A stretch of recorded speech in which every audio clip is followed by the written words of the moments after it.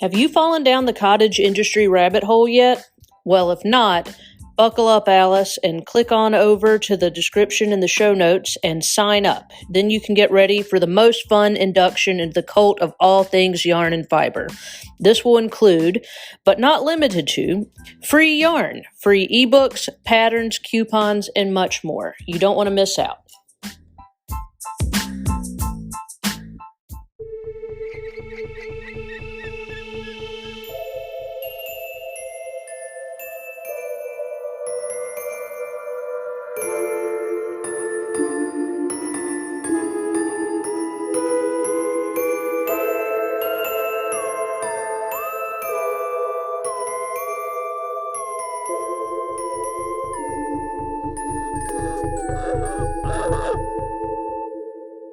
You are listening to Crime, Coffee, and Crafts, a podcast featuring two crafty besties who love true crime and a good cup of joe. Hey, amateur sleuths. I'm Kristen. And I'm Heidi. Good morning. Welcome. Welcome to recording day. Recording day. Kristen sent me a snap of recording day, and it's very exciting. Yes, I was in a mood. It's very becoming of you. She had like devil horns on and stuff. It's red. I mean, it was really cool. Oh, my eyes are watering. Oh, no. Well, yeah. I hope everybody's doing good. I mean, this episode comes out the 21st. Yes. It's the day before Earth Day. Ooh. So, naturally, I will be covering something Earth Day appropriate. Nice. So, in a way, sort of. I mean, it's weird. And it's probably going to make people laugh a little bit, which I like. Nice. We need some lighthearted ones sometimes. But yeah, before we get started, how's everything going down there in the South? Oh, well. Luckily, the weather is nice and chill because my AC went out right before we get into the death summer. I am laughing, but I already forgot. Kristen just told me 10 minutes ago, and I already forgot. Yeah, I get to have a new AC unit installed next week. Because being a homeowner is so fun. Oh, it's lovely sometimes. Not. Yeah, super exciting. Yeah, I had thoughts in my head. I was like, with this housing market, I could still sell my house. You could for above double your market, even with no AC unit, and make out better. But then I was like, no, that's a lot of work. That's a lot of work, and I don't need to uproot my kids again. Well, and chicken, like now you have like chickens. You've got. I mean, we have like so much stuff. Yeah, it's a lot to move. But I had those thoughts when the AC went out. I was like, I'm just selling it all. Yeah. Moving on. But no. I totally understand. The other day I was like thinking in my head, I'm like, maybe I should just tell Ben, let's buy an Airstream and just live in the Airstream. It's fine. Right? That's like my dream. That is my dream. Or a converted bus. But I specifically want an Airstream. Airstreams are cool. Because, yeah, I've wanted one since I was like 4. Yeah. So, but, yeah. I eventually want a canned ham shaped. Yes. Late 50s, early 60s. And there's a certain brand, starts with a S. Is it Swingline? Something. But they're so retro and so adorable. The Saro Scotties? No. Those are one of my favorites. Are they? Yeah, they're really cute. I'll have to look it up. I'll have to show you what I'm talking about. But I think those were a little later. Yeah. Maybe. But yeah. I love those canned ham shaped ones. What colors would you do? Oh, there's so many cool colors. I know. Well, a lot of them are like minty greens and pink. When Harper was a baby,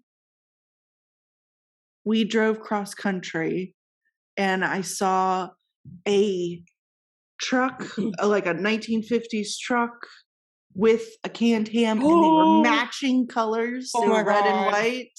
Twinning. Yeah, it was super cool. I was like, one day. Someday I'm going to have a 59 Apache truck. Nice. We're going to convert it to a diesel probably. Fun. You know. Yeah. Better gas mileage. But we digress. You know. It's fun to dream, y'all, and everybody should do it. I highly recommend it. Yes, it's good. It's good. All right. But no, I'm going to stay in this house until the day I die. Well, I mean, maybe. Maybe. So. Oh, what you got? What you got? Today's coffee. Yeah. Is a Bones coffee.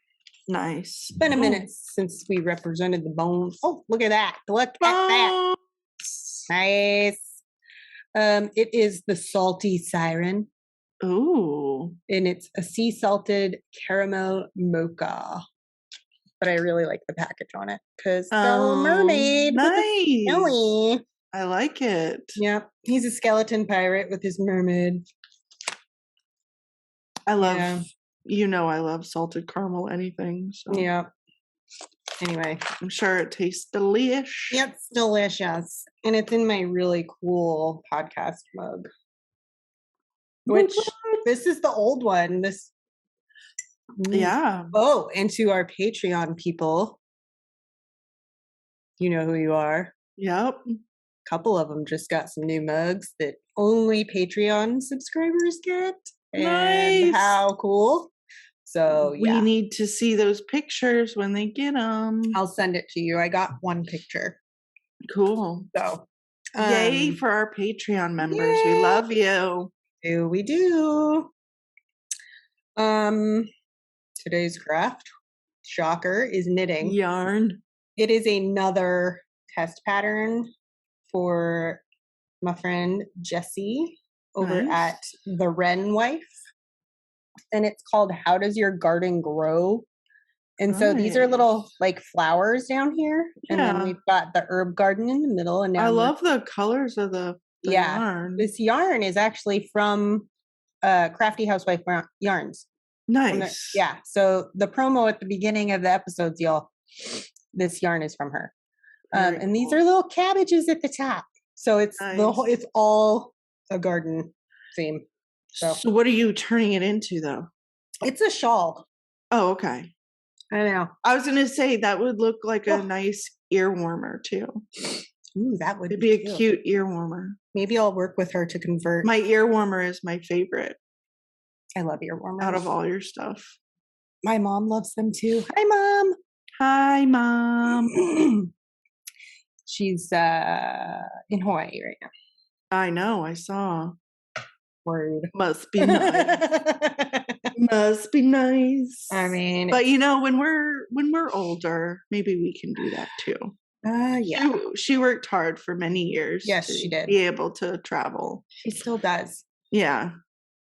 The other day, she's like, I think I'm going to take a week off while I'm in Hawaii. And I was like, completely shook inside. I was like, what? You've literally never done that your entire life. So please do. Your clients will understand. Right. Grief. Okay.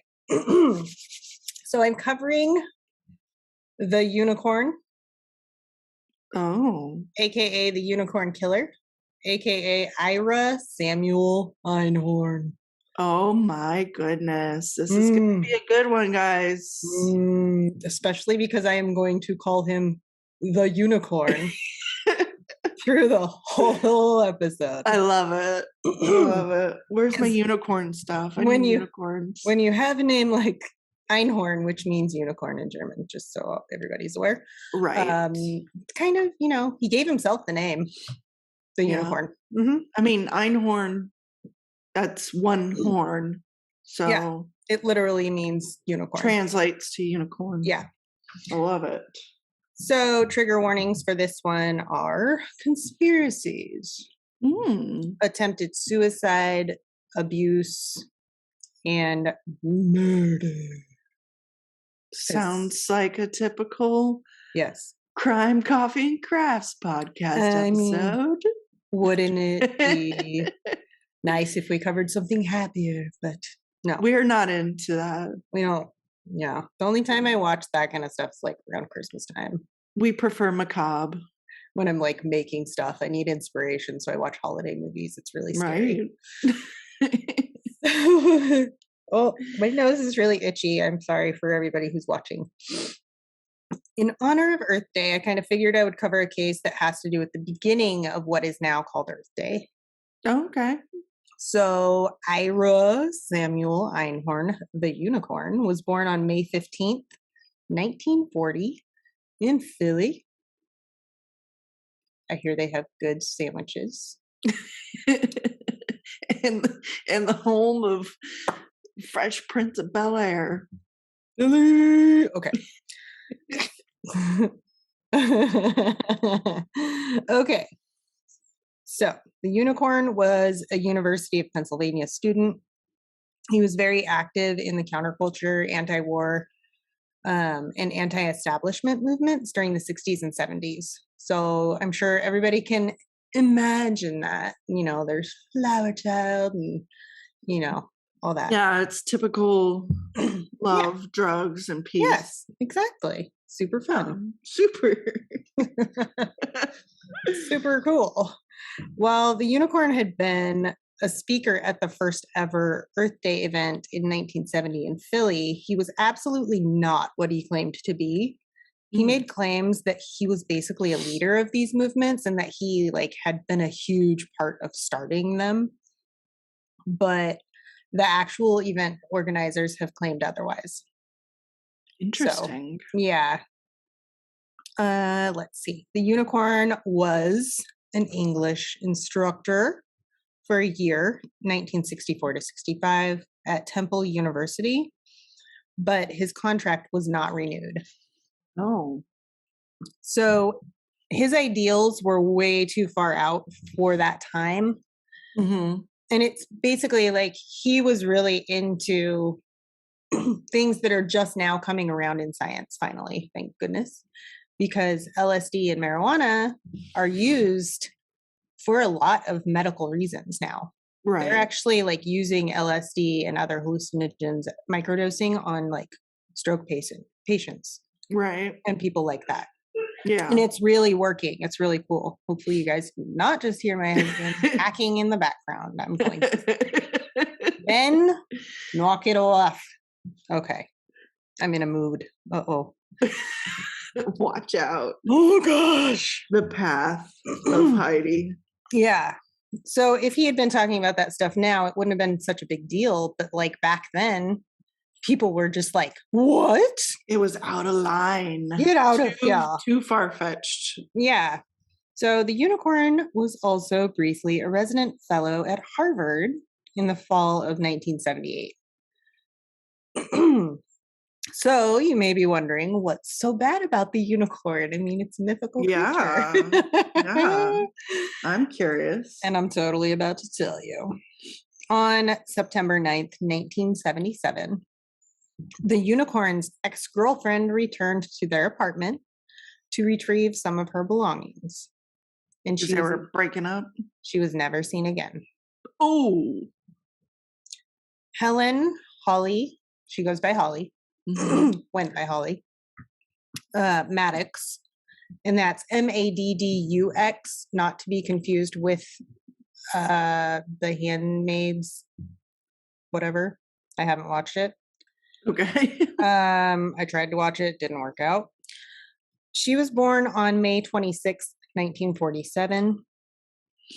Holly was the oldest of 5 and was originally from Tyler, Texas, but she had attended Bryn Mawr College, which is a women's liberal arts college in Pennsylvania. And she had decided to stay in the area after graduation because she just really loved it there. Yeah. Holly was very intelligent and she got along with pretty much everyone. She wasn't just like a pretty face, although she was absolutely stunning. She was actually like nice to people and inviting to people. All accounts made her out to be a wonderful woman. She had been raised in an ultra conservative family and she was just itching to get out. So she wanted to spread her wings. And this was the time to do that. I mean, honestly, like that period of time. Yeah, it was so much change was happening. Land of free. Yeah, civil rights movements were happening. Like everything was changing. Right. So pretty cool. But Holly met the unicorn in 1972. She was just hanging out at a coffee shop, reading a book. Sounds familiar. And this part sadly sounds familiar. And he walked up and gave her a one-liner that worked. Unfortunately, it was pretty skeezy too. I'm not even going to repeat it.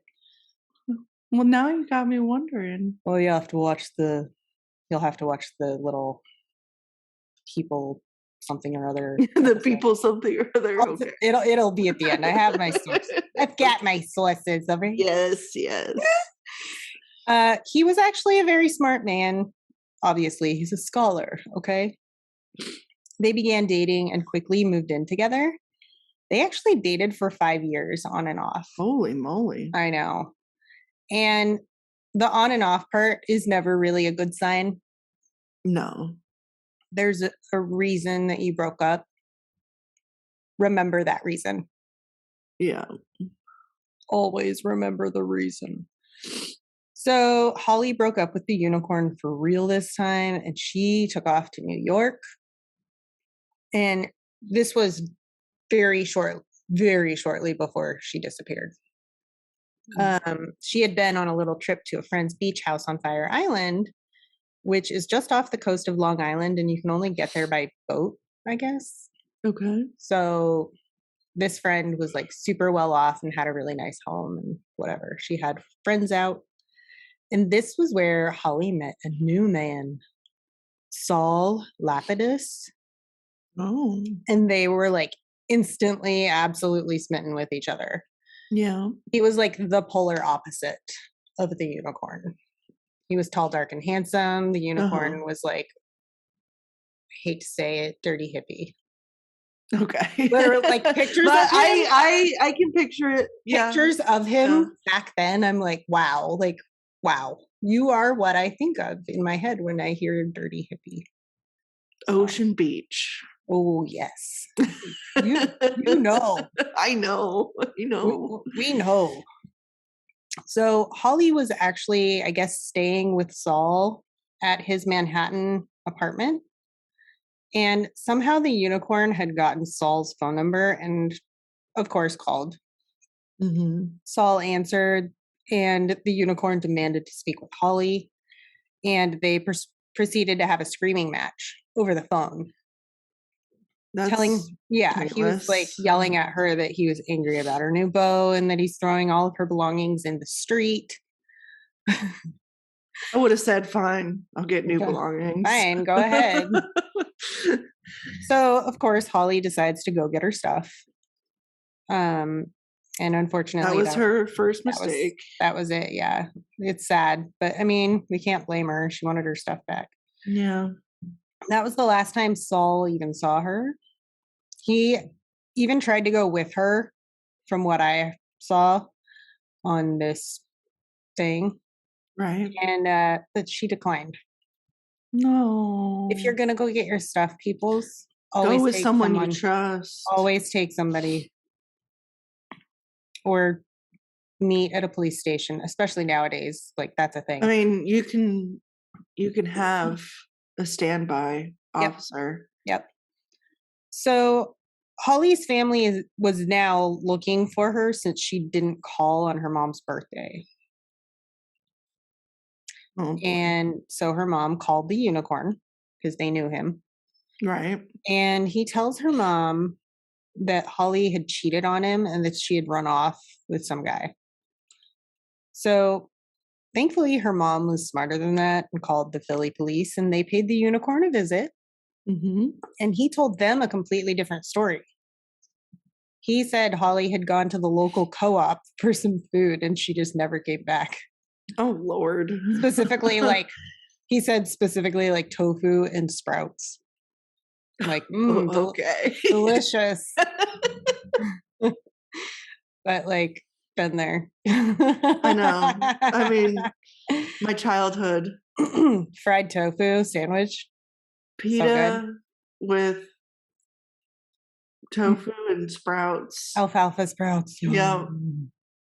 Lots like, of alfalfa. Sunflower seeds and avocado. The kids at my school thought now I was hungry. so weird. I know, right? The kids at my school thought I was so weird because I would bring apple cider vinegar dressing. And and I would have cans of sardines and mustard. Yeah.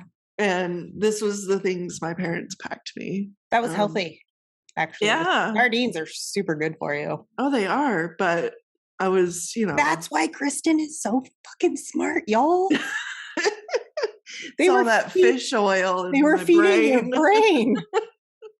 But yeah, I was always a weird girl. Well, I don't think you're weird. I mean, clearly that's because I'm weird. So I mean, we're abnormal. It's fine. So back to tofu in the co-op. Tofu. Now you guys remember, hopefully, how I said Holly and the unicorn had a screaming match on the phone at Saul's. Apparently a neighbor had called the cops and a report was actually made that had Holly's name in it because the neighbor knew who was there, who was staying there. Gotcha. So there is a record of setting up a timeline, basically. Right.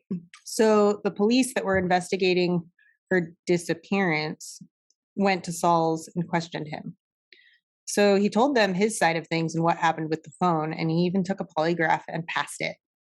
So, which, like, you can't put Sounds too much like weight. Saul was, well, no, you can't put much weight on Polly's. It does help narrow down possible suspects. Sure. So at this point, the police are kind of at a dead end. There's really not much they can do. Mm-hmm. I mean, it's the 70s.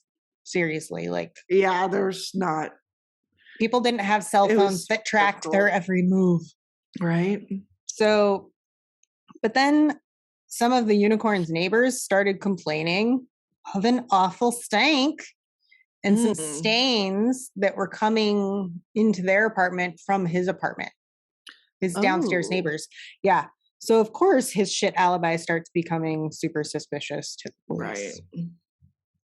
So now we're going to fast forward 18 months later. Holy moly. That's how long it was just cold, dead cold, nothing. March 28th, 1979, the cops finally get a warrant for the unicorn's apartment, and they finally find Holly's decomposing body in an old steamer trunk that was in his closet, which is right over that. They knew they needed to go to the closet. Yeah. That's the exact spot where the stains were in the downstairs apartments. Yeah. So not only did they find Holly's body, they also found her purse and newspapers dating back to when Holly went missing.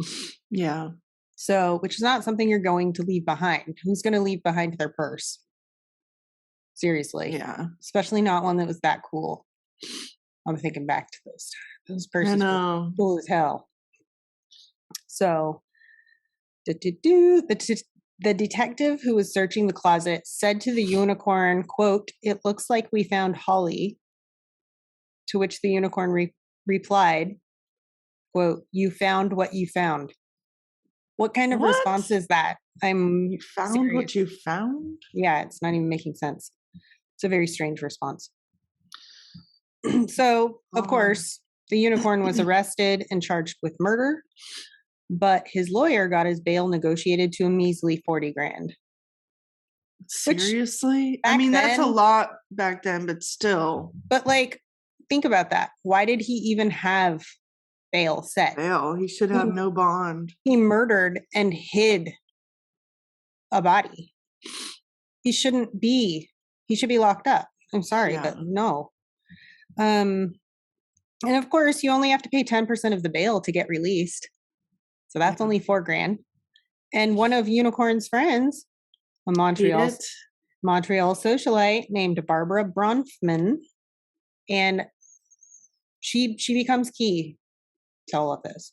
Mm-hmm. She posted the 10% bond to get him out, and apparently her and the Unicorn were friends because they had a mutual interest in the paranormal. Oh, dun dun dun. Yeah. So, and keep in mind, the Unicorn is very well known. Right. People know him everywhere because he's a speaker at these big events. He's pretty well known. Yeah. So Barbara actually helped support him financially until 1988. Holy smokes. I know. Until she read a book called The Unicorn's Secret by Stephen Levy. I have not read it, but it was like basically telling the truth about him, that he's a fucking murderer. And that when she read that, he's a fraud. Yeah, she like cut off everything. She's like, I'm done. Wow. So when Holly's body was examined by the coroner, they found that her skull had been crushed and that she had been beaten to death with a blunt object. Add to this. Oh, and to add to this, wow, I read that wrong, didn't I? All right. Add it up, Heidi. It happens. It happens a lot. The Unicorn had journals, and so did Holly, thankfully. And the detectives actually have these journals now, which is great. Holly had written about being abused in her journal. Yeah. And the Unicorn had written about abusing women. Oh. The complete opposite of what he claimed to be about: peace, love, etc. Right. So, in 1981, a few days before the Unicorn's murder trial was set to begin, guess what he did? Shocker. He skipped bail and fled to Europe. Dun, dun, dun. And this motherfucker lived in Europe for the next 17 years, free as a damn bird. Because they wouldn't extradite him? Or they didn't know where he went? They didn't know where he went. What the heck, yeah. man?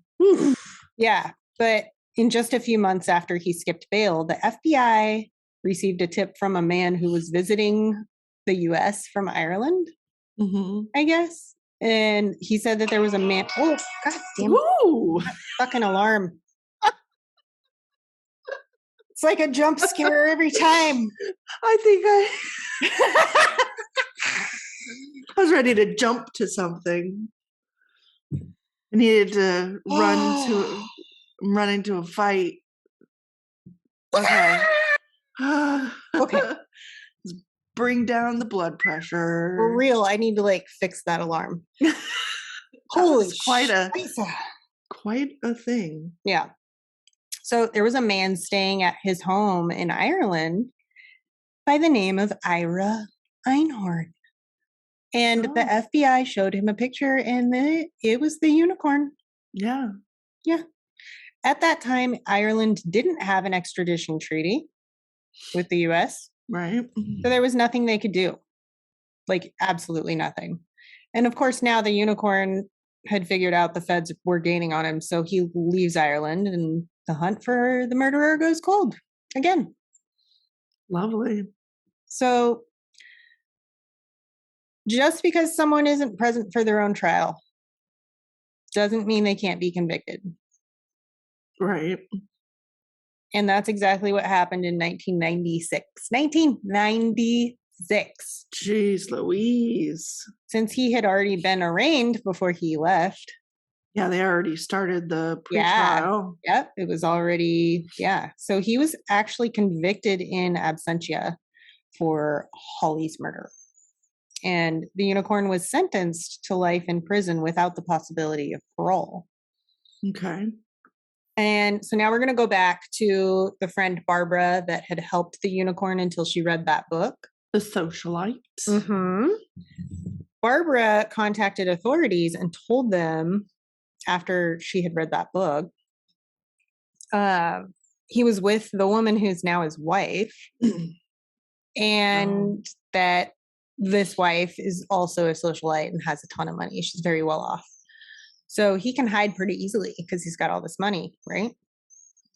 But thanks to this tip, they now have a name to look for, the wife. Right. Annika Floden. From Sweden. Interesting. So they reached out to Swedish authorities to look into Annika's file. And oddly enough, Annika had actually recently sent a letter to the Swedish government requesting that her driver's license be sent to an address in France. Ooh. France. Shishi. So, yeah, they have an address. And so the feds now contacted the French authorities and got them with the address. And they started surveilling that house. Nice. And they now had confirmation that this man in France was, in fact, the unicorn. Unicorn. If you can't tell, Heidi loves the word unicorn. It's so fun. I love it. So French police, with this confirmation, arrived at his home early in the morning and knocked on the door. And Annika answered the door. The police told her there was a very dangerous man inside. Oh. And when the police entered the bedroom, they found Ira, the unicorn Einhorn, naked in bed. Naked man. So the unicorn was arrested in France, where he had been living under the fake name Eugene Malon. I don't know. Eugene Malon? But as you probably know, the extradition process can be quite difficult, even if you do have a treaty. So the extradition treaty between France and the US allowed either country to refuse extradition under specific circumstances. And of course, the unicorn and his attorneys and this mass quantity of money that he now has probably available to him, right, used these circumstances to keep the extradition for happening for as long as they could. Right. So they drug it out. Yeah. We already know for sure that he was not sentenced to death in the first place, right? Which would be one of those circumstances where like they wouldn't extradite. But that didn't stop his attorneys from using that excuse, which is kind of funny. Oh. They argued that he would be facing a death penalty if he returned, but this argument he already had a conviction. Yeah, it's dumb.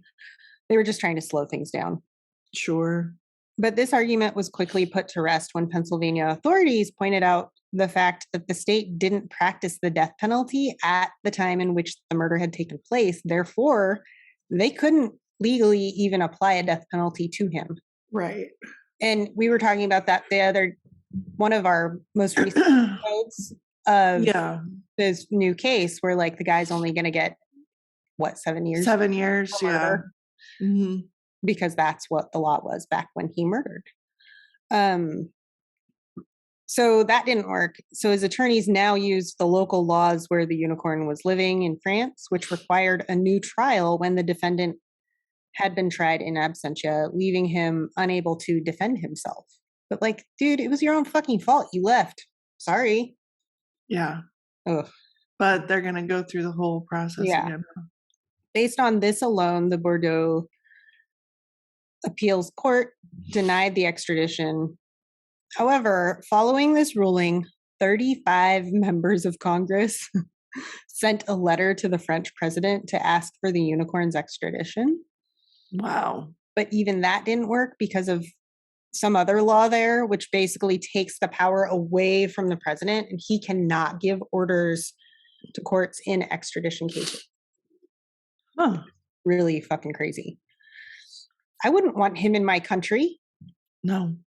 Like, he's just going to do it again to somebody else. That's what I mean. Like, why are you harboring this dude? Yeah. Why are you keeping him in your country when know it's weird? He's a piece of shit and should go back where he came from. So after all of that, Pennsylvania passed a new bill they nicknamed the Einhorn Law. Nice. The unicorn law. The unicorn. Allowing defendants who had been convicted in absentia to request a new trial. Nice. They got a workaround. They're going to get him back. Yeah. Obviously, his attorneys had a field day with this one. And I literally wrote blah, blah, blah, because it's a whole bunch of other law shit that, like, I can't.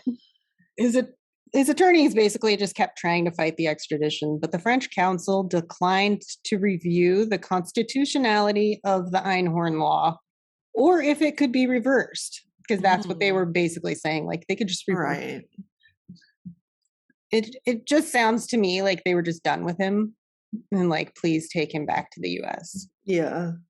And the unicorn knew this, so he actually attempted to slit his own throat to avoid his impending prison sentence. For all this time, he's been living free and he just. Yeah. So now it's July 20th, 2001. Dang. I know. And all the remaining courts in France had ruled against the unicorn. And so he was finally extradited back to the United States. And now the unicorn took the stand in his own defense. Dumbass. And I honestly don't even think you guys are going to believe what his defense was. I can't wait to hear. Yeah. So this complete shit stain of a human being created his own conspiracy defense, stating that Holly Maddox was murdered by CIA and FBI agents, and that they were framing him because of his investigations into the Cold War and psychotronics. Literally. Oh my God. What in the world? He thought he was bigger than he actually was. He was delusional. Completely. And you want to take a guess on how long the jury deliberated on this one? I really hope it was like an hour. Pretty close. 2 hours. It's literally 2 hours. Nice. That's all the time they took. Nice. That's all the time they needed. On October 17th, 2002, the unicorn was finally convicted in person. Good. And the next day, he got the same sentence he had already gotten before. Life without parole. Oh, so on April 3rd, 2020, the unicorn actually died from natural causes. But, that means he spent a big chunk of time sitting in prison. So yeah, from 2001 to 2020. Yeah, basically 19 years. Pretty good. Yeah. And Holly is buried back home in Texas at Cathedral in the Pines Cemetery. Sounds like a nice. Yeah, you can still like send flowers and stuff to her plot and like plant trees in her honor. No, that's good. I think it's really cool. Her father passed away in 1988 and her mother passed away only 2 years later. So they actually never got to see justice. No, that's sad. Let's see. Her entire family was absolutely devastated when her body was found, of course. Yeah. Thankfully, the man who caused so much pain for her family and friends finally had to serve some time. And that's my case, y'all. I've got some sources and stuff, but the unicorn got his just desserts. Yeah, but not really enough. But is there ever really enough for taking one's life? No, definitely not. Yeah, I was just reading, South Carolina, I think. They still use the electric chair. Yeah, I believe so. But guess what? They just added back. What? To the choices of death. Stoning. Firing squad. I'm like, those poor people that have to like pull the triggers. Yeah, I don't I feel like they should just use a machine if they're going to do that, like set up an automatic thing. I mean, they can get something from the military, I'm sure. But dang. Yeah, I know. I read that yesterday and I was like, what the fuck? Well, I wonder that's old why. school. Yeah. Because they like that kind of stuff. Yeah. So my sources, it's definitely Second Amendment and very Southern. Yeah. Which, whatever. So my sources are obviously Wikipedia because duh. The Google machine. The Googler. Newspapers.com. People Magazine Investigates on Discovery Plus, Season 3, Episode 10. Nice. And findagrave.com. You can go there and find Holly's plot if you want. Oh, I'm going to write that down. Find a grave. Yeah, I'll probably just link it directly in the description. So check those show notes, y'all. Nice. And in honor of Earth Day tomorrow, when this comes out tomorrow, I want everybody to take a trash bag and some gloves because you don't want to touch trash, especially if it's bottles and cans, because yes, COVID is still a thing. Also, so is hepatitis and other gross things. Yeah. That you can catch. Right. Go pick up some damn trash. If you have a grabby thingy with a dinosaur head. I was gonna say, go get a trash grabber because that's what I use when I'm out working. I need to pick up trash. And everybody remember, if we take care of our planet, she will take better care of us. Yes. That's me saying that. Seriously. And Kristen saying that. We need to take better care of her. We need to take better care of the planet and ourselves and each other. Real. Go say something nice to somebody. Do something good. Oh yeah. If anybody follows Kristen, she's a good one. I am an advocate for positivity and being kind to others. It's so important. Why would you want to spend your life just hating everything? Yeah. It really is. Let's build each other up and not tear each other down. It goes for the world around us. For sure. For sure. Yeah. All right. So until next time, ta-ta. For now. Thanks for listening to Crime, Coffee, and Crafts. If you love our podcast, please rate and review us on Apple Podcasts.